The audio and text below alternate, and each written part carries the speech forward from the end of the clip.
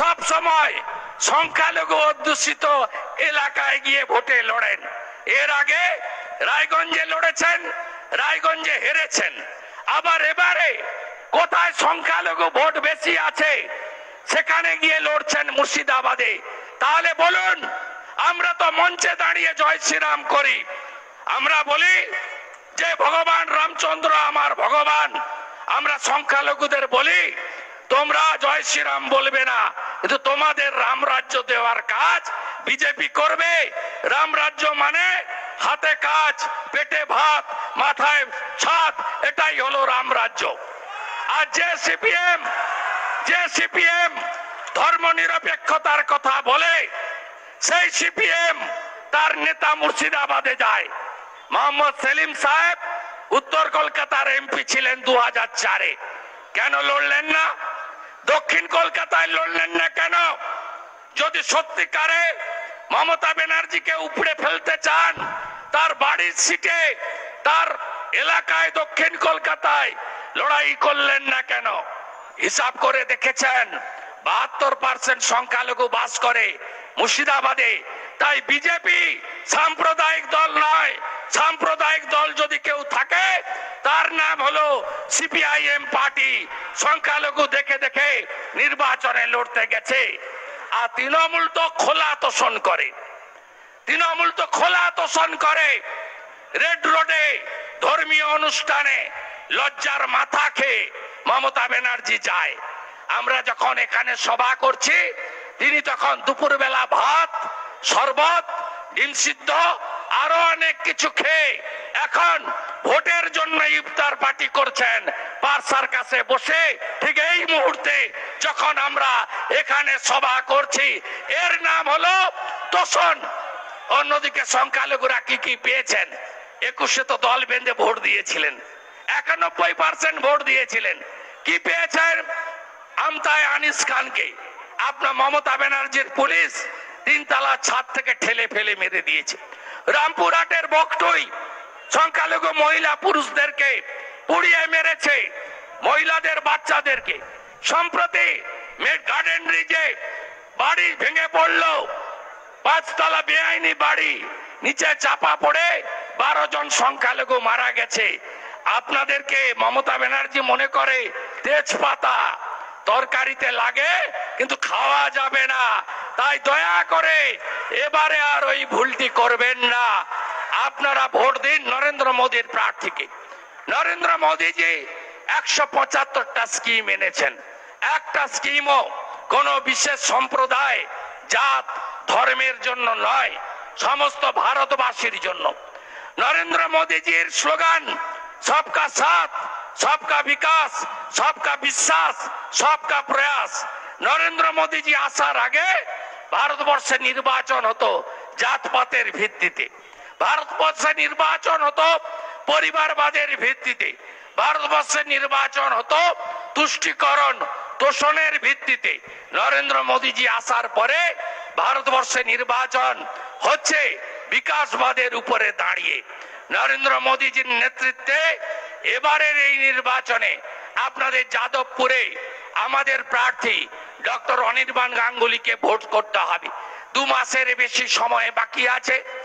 আমরা এই তো আজকে আমাদের যারা সৈনিকরা, যারা বুথগুলোতে লড়াই দেবেন, ভোটার লিস্টটা উল্টে পাল্টে দেখবেন, বাড়ি বাড়ি যাবেন, ভোটের দিন পোলিং এজেন্টের কাজ করবেন, আমি কথা দিতে পারি এবারে সন্ত্রাস করতে দেব না, সন্ত্রাস করতে দেব না। আপনারা ভরসা রাখুন, ভরসা রাখুন। আপনারা 11তে সিপিএম এর অপোজিশন দেখেছেন বিধানসভায়, সেটিং অপোজিশন। বিমান বাবু নবান্নতে গিয়ে ফিশ ফ্রাই খেতেন। আপনারা 16তে কংগ্রেসের অপোজিশন লিডার, অপোজিশন দেখেছেন, সেটিং অপোজিশন। 3 বছর বিজেপিকে দেখছেন তো, বিজেপিকে দেখছেন তো। বিজেপি না থাকলে এই রিক্রুটমেন্ট স্ক্যাম, এই রেশন কেলেঙ্কারি, এই যে পশ্চিম বাংলায় একটার পর একটা দুর্নীতি, আমরা তার মুখোশ খুলেছি। চোরেরা অনেকেই জেলে গেছে, বড় চোরেরা যে কোনো সময়ে জেলে যাবে। আমরা কিন্তু এটা বিগত দিনে লড়াই দেখিনি। তাই এই নির্বাচনকে অবাধ, শান্তিপূর্ণ, ভয়মুক্ত পরিবেশে তৈরি করার জন্য আমরা করব। কাউন্টিং এ গতবারের মতো হবে না। কাউন্টিং এ আইপ্যাকের লোক ঢুকিয়ে ভোট লুট করতে আমরা দেব না। আপনি ভরসা রাখুন, বিশ্বাস রাখুন।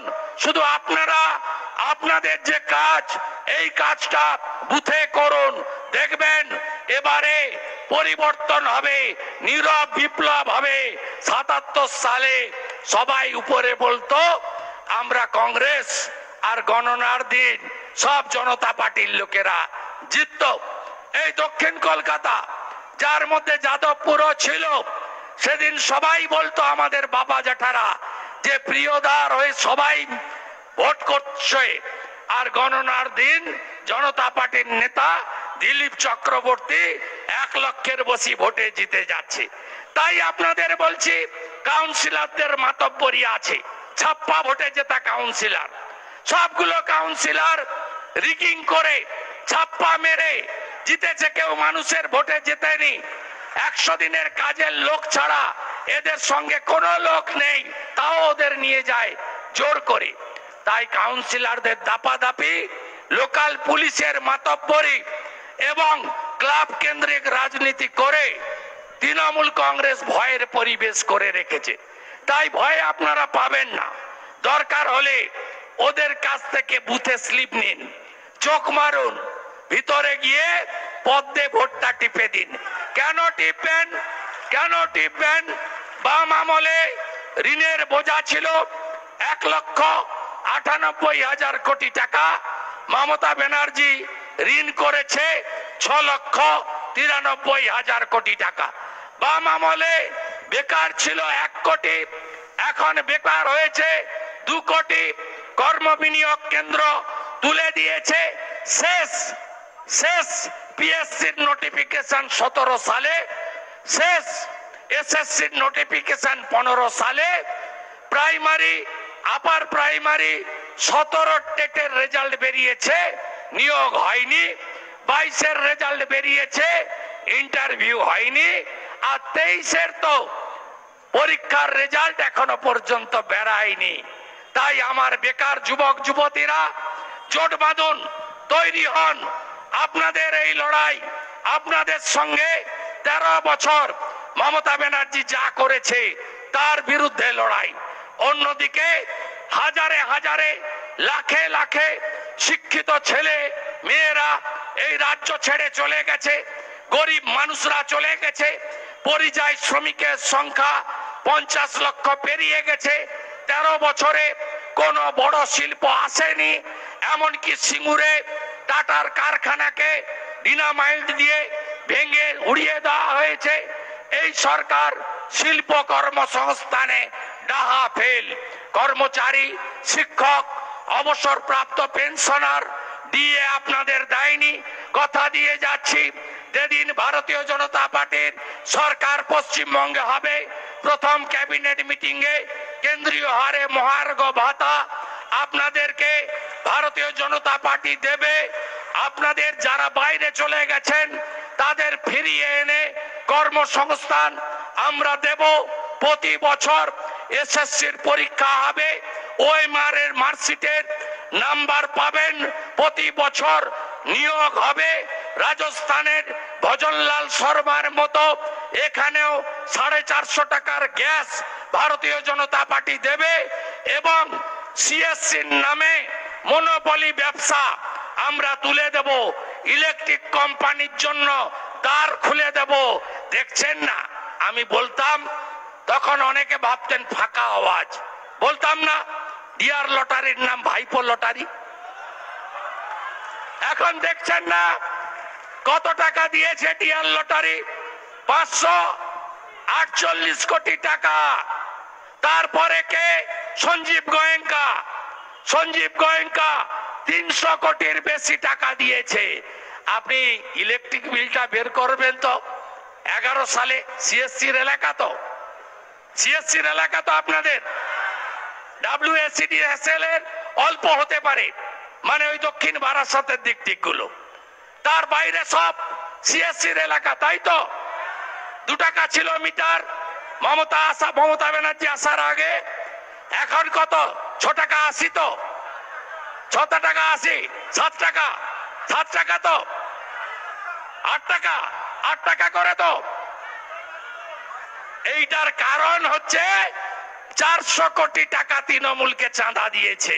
আমার কথা নয়, ইলেকশন কমিশনের কথা, স্টেট ব্যাংক অফ ইন্ডিয়ার কথা, সুপ্রিম কোর্টের কথা। আপনাদেরকে তিলে তিলে শেষ করছে। মায়েরা দল বেঁধে প্রচার করুন। লাডলি বহিন মধ্যপ্রদেশ 1,500 টাকা করে ছিল, এখন 3,000 টাকা। যে আমরা 3,000 টাকা করে মায়েদের দেব, কেন্দ্রীয় হারে মহার্ঘ ভাতা দেব, রাজস্থানের মতো 450 টাকার গ্যাস আমরা দেব, মোদি গ্যারেন্টি আয়ুষ্মান ভারত পশ্চিমবঙ্গে চালু করব, 5 লক্ষ টাকা পর্যন্ত বিনা পয়সায় চিকিৎসা।